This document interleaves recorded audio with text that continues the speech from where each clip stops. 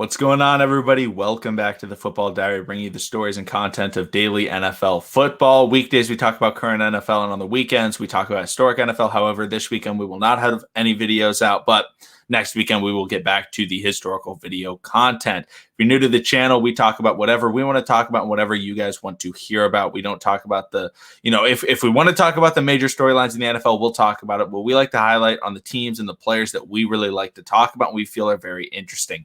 So we don't talk about the Dallas Cowboys every single week. We don't talk about, Patrick Mahomes every single week. We don't talk about Lamar Jackson every single week because that's all we hear about from the national media. We talk about the fun stuff. So if you have any teams or players or anything you want us to do, we've done player versus player analysis. We've done team underrated analysis. We've done, rookie quarterback, performance projections, all that type of stuff. So comment any thoughts and opinions, any video ideas that you want us to do. We'll talk about it. But in this video, we have a team right here that we want to talk about that I really feel is underappreciated and underrated going into this year.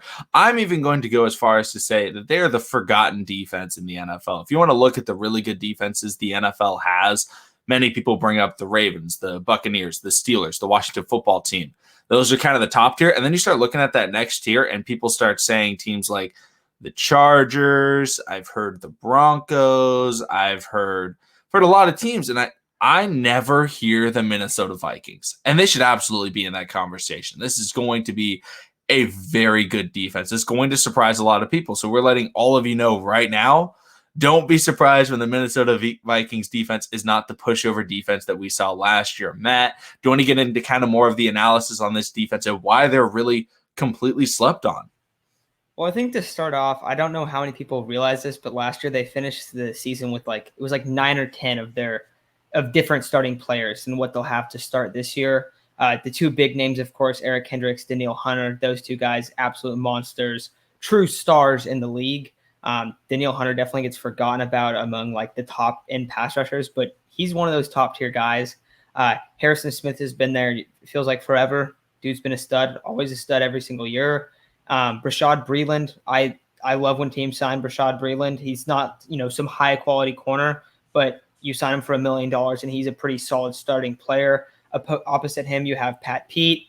And then inside, I think what they're going to do is have inside, they have Cameron Dantzler. And then, of course, they have Mackenzie Alexander as a depth piece as well. So their top three are pretty solid. And they actually have a guy in Mackenzie Alexander that you can put out there if a guy goes down. Because, we see how many ankle sprains and things like that happen among the secondary. But their secondary is pretty deep. They have the star linebacker. They have the star pass rusher. Their interior defensive line, they're getting Michael Pierce back. He didn't play last year. He was a COVID opt-out. And their interior defensive line last year was terrible. So getting new players, getting new faces along this defensive line and getting your star players back is going to go a long way. And then on the offensive side, because I do think they're underrated as a team.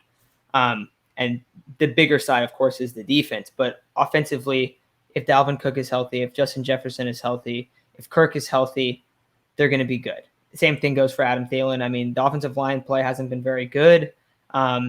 Could see some improvements. I know they drafted a rookie. I can't think of his name right now. They drafted a rookie tackle. Who was it? Darisaw, yes. And so he could potentially either start or I think he'll probably start. But at least you're improving the offensive line a little bit. But I think the big part that we wanted to highlight was the defensive side of the football because that's a big deal.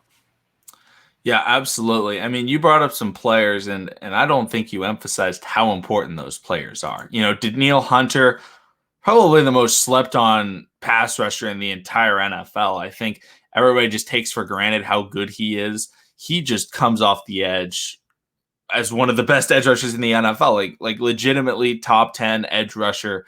He may not be, TJ Watt, but he's right below that level of guys that will absolutely be a dominant force and you have to key into as an offensive coordinator.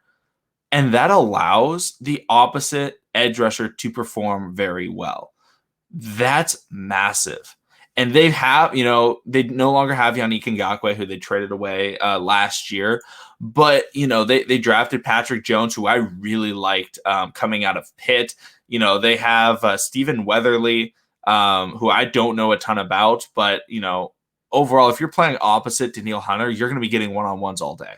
And that's something to really look at. And the interior defensive line, Michael Pierce is a very good football player. He's massive. He's a run stuffing player. And him next to, Dalvin Tomlinson or even Sheldon Richardson is going to allow them to actually stop the run. You look at, when they were playing last year, it just seemed like teams did whatever they want because, they lost their starting 3 cornerbacks going into last year. And especially at the beginning of the year, it was like, we saw the Devontae Adams, Aaron Rodgers game, and it was really poor. But at the same time, they got a lot better as the year went on. And I know they cut their first-round pick cornerback from last year. It's not a major loss, in my opinion. However, bringing in Pat Pete, having Bashad Breeland is something that I can just look at and say, you know what, this defense, they do have weapons. And then looking off of the defensive line and the cornerbacks, Eric Kendricks. I don't know why I said Michael Kendricks. Sorry. We're not talking about the Eagles. Yeah.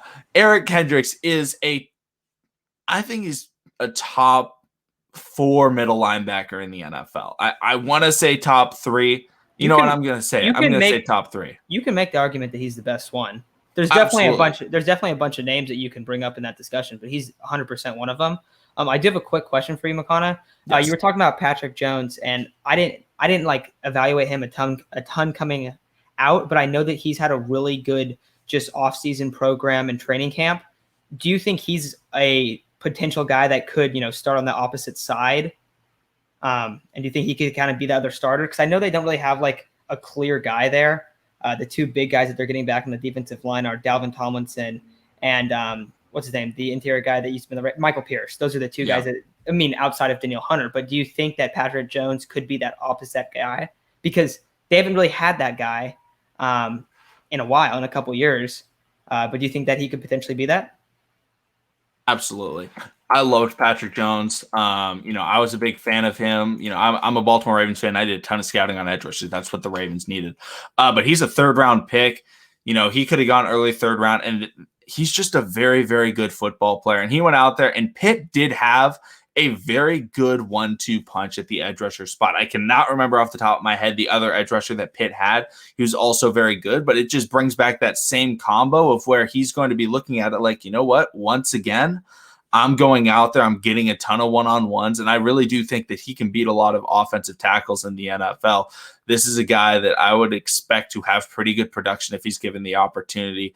I could maybe see him getting between 7 and 9, maybe even 10 sacks this year if he's given that full opportunity across from Danielle Hunter, if everybody's able to stay healthy. I really like Patrick Jones. He was one of my favorite sleeper edge rushers to look at in this draft. I was very disappointed when the Ravens actually didn't get him. So Patrick Jones can absolutely be that guy for them this year. And I would hope that they give him the opportunity because I think he will be a stud. So I think Vikings fans will be happy to hear that from somebody who is not a Vikings fan. So, I'm not being biased saying that. Everything I've heard about him has been like, oh yeah, he looks great. He looks fantastic. He looks like he's the dude that's going to be across Danielle Hunter. So I just wanted to get your opinion since, you watched him more of a coming out of college type deal. And apparently you really, really like this dude. So interesting. That's good news for Vikings fans. Should we kind of cap it off with the offense a little bit? I briefly talked about, Dalvin Cook and, the main guys in this offense, but what do you think about this group? Is it going to be good enough to be like that, I guess, like that second best unit on the team? Because, I think the defense is going to be locked in as a stronger unit. I think that you could see a top 5 defensive performance absolutely by this Vikings defense.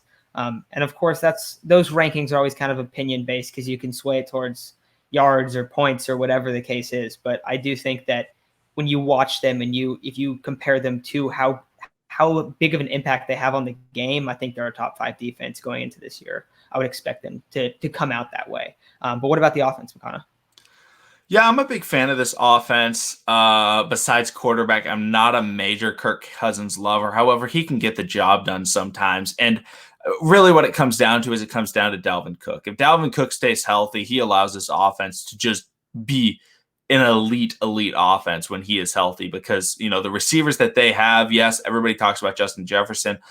Adam Thielen is a monster wide receiver. He is Another guy, man, the Vikings are just so underappreciated. Another guy that everybody just takes for granted on how good he is. His hands are impeccable.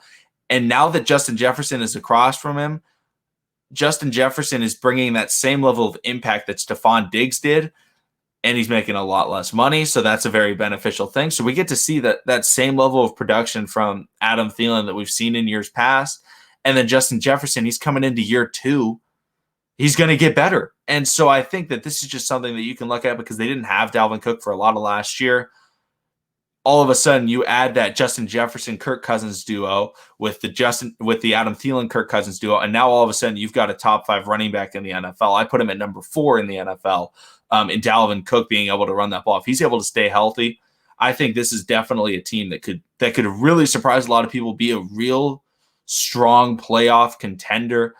If everybody's able to stay healthy and progress in the way that I would expect them to progress on the offense and defensive side of the ball. So I really love this offense. I love their weapons. Top end, they've got a borderline top 50, two top 20 wide receivers. I'll say that. They've got a top 5 running back. They've got a quarterback that can play really well. Unfortunately, Kirk Cousins also has a lot of games where he doesn't play well, but that's why you have Dalvin Cook. How many times have we seen Kirk Cousins on the Vikings really struggle, but Dalvin Cook just still comes out there and absolutely balls out, and they're still able to be in the game late? I think that's the equalizing factor is Dalvin Cook. I love it. What do you think about it, Matt? I definitely think they should be expected to make the playoffs this year. I don't know. I mean, they're going to challenge the Packers, no doubt about that. I don't know if they can come out atop that division.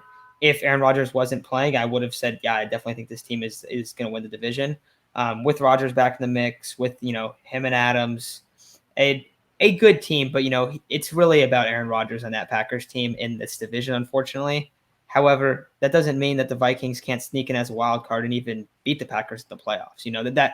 That's just more for the regular season. I think that this is the team that can absolutely get there.